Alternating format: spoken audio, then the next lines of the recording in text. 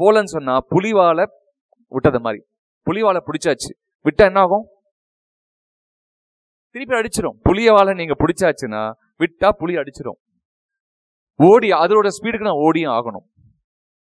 இதுதான் இன்னைக்கு இருக்கக்கூடிய காலகட்டம் பிசினஸ்ல. அப்போ எதையுமே ரொம்ப யோசிக்காம, இதெல்லாம் நமக்கு வராதுங்க, நமக்கு இல்லைங்கன்னு ஒதுங்காம போராடியே ஆக வேண்டிய ஒரு சிச்சுவேஷனுக்கு தொழில் முனைவோரோ தொழில் அதிபர்களோ தள்ளப்படுகிறார்கள்.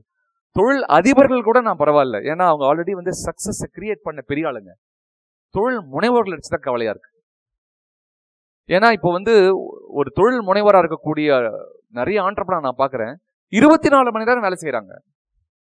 ஆனா ரிசல்ட் அவங்க எதிர்பார்த்த ரிசல்ட் வரல. இதை சீர்தூக்கி பார்க்கும்போது இன்னைக்கு கொடுக்கப்பட்ட என்னுடைய டாபிக், எப்படி உடல் 12 உறுப்புகளையும் ஓய்வு நிலைப்படுத்தி முழுசா கவனிக்கணும்னு சார் சொல்லி கொடுத்தாரோ, அந்த மாதிரி நம்ம கம்பெனியை நம்ம செக் பண்ண வேணாமா? 360 டிகிரியில நம்ம கம்பெனியை மாஸ்டர் ஹெல்த் செக்அப் பண்ண வேணாமா?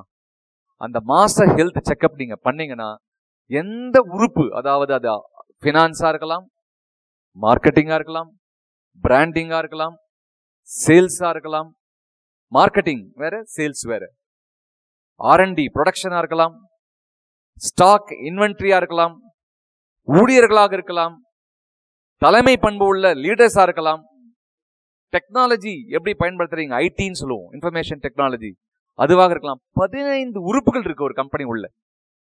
நீங்க ஒரே ஆள் கம்பெனி நடத்தினாலும் 1000 பேர் வேலை செய்தாலும் 15 இம்பார்ட்டன்ட் ஃபங்க்ஷன்ஸ், 12 உறுப்பு மாதிரி 15 உறுப்பு இருக்கு கம்பெனி உள்ள. அந்த 15 உறுப்பை பிரிச்சு அனலைஸ் பண்ணி இந்த உறுப்புல பிரச்சனைன்னு கண்டுபிடிச்சா எப்படி இருக்கும்? அதுதான் நோ யுவர் கம்பெனி. ஆனா அதை யாருமே பண்றதில்லை. ஏன் பண்றதில்லை? அந்த மாதிரி ஒண்ணு இருக்குன்னே நமக்கு தெரியாது. நிறைய நிறுவனங்கள் ஓனர்கிட்ட நான் பேசும்போது நிறைய பேர் நான் சந்திக்கிறேன், டெய்லி சந்திக்கிறேன், வாரம் சந்திக்கிறேன், நிறைய வெபினார் பண்ணும்போதுலாம், சார் உங்க கம்பெனியோட ப்ராஃபிட் எவ்வளவு சார் அப்படின்னு நான் கேட்பேன். போன வருஷம் நம்ம கம்பெனி எவ்வளவு ப்ராஃபிட் பண்ணுச்சு தெரியாது. நிறைய ஓனர்கள் சொல்லுவாங்க தெரியாது. கிராஸ் மார்ஜின் எவ்வளோ சார், ப்ராஃபிட் பிஃபோர் டாக்ஸ் எவ்வளோ சார், ப்ராஃபிட் ஆஃப்டர் டாக்ஸ் எவ்வளோ சார், ஈபிட் அண்ட் ஈபிட்டா அப்படின்னு ஒன்று இருக்கு. கொஞ்சம் ரொம்ப கமர்ஷியல் நெடியோட பேசுறேன், வியாபாரிகளுக்கும் தொழில் அதிபர்களுக்கும் நல்லாவே புரியும். அது என்ன சார் தெரியாது. ஏன் தெரியாது? ஆடிட்டரை கேட்கணும். இங்க ஆடிட்டர் யாரா இருக்கீங்களா சார்? சார்ட் அக்கௌண்டன்ட் ஆடிட்டர் தான் கேட்கணும். ஆடிட்டர் வருஷத்துக்கு ஒரு தான் சந்திப்போம். அவர் ஒரு 50 பேஜ் பேப்பரை கொண்டு வருவார், நம்மளை கையெழுத்து போட சொல்லுவார். கையெழுத்து போடுவோம், கொடுத்துருவோம், என்ன கூட கேட்க மாட்டோம். அவரும் பிஸி, நம்மளும் பிஸி. இந்த நோ யுவர் கம்பெனின்னு சொன்னப்பட்ட தலைப்புல என்ன இப்ப நடந்துட்டு இருக்குன்னு சொல்றேன்.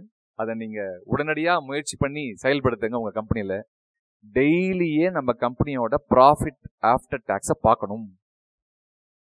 இதான் சிறப்பு செய்தி. இதுல டெய்லி நம்ம தமிழ்ல ரொம்ப கலோக்கியலா சொல்லுவோம், கல்லா கட்டுறியான்னு ஒரு கேள்வி கேட்போம்ல. Daily PAT profit after tax யார் பார்க்கிறார்களோ பிசினஸ் அவங்க கண்ட்ரோல் இருக்குன்னு அர்த்தம். யார் பார்க்கலையோ பிசினஸ் கண்ட்ரோல்ல அவங்க இருக்காங்கன்னு அர்த்தம். எப்படிங்க இதை செய்யறது? இந்த ஸ்லைடு நீங்க எல்லாம் பார்த்திருப்பீங்க, நான் போன தடவை அட்டென்ட் பண்ணவங்க எல்லாருமே. தொழில் முனைவோரோ தொழில் அதிபரோ, அந்த கம்பெனி ஓனர்னு வச்சுக்கோங்களேன், பிசினஸ் ஓனர், அவர் செய்ய வேண்டிய வேலை என்ன, அவர் செய்யக்கூடாத வேலை என்ன, இந்த தெளிவு தான் வியாபாரத்தை அடுத்த கட்டத்தில் உயர்த்த போகுது.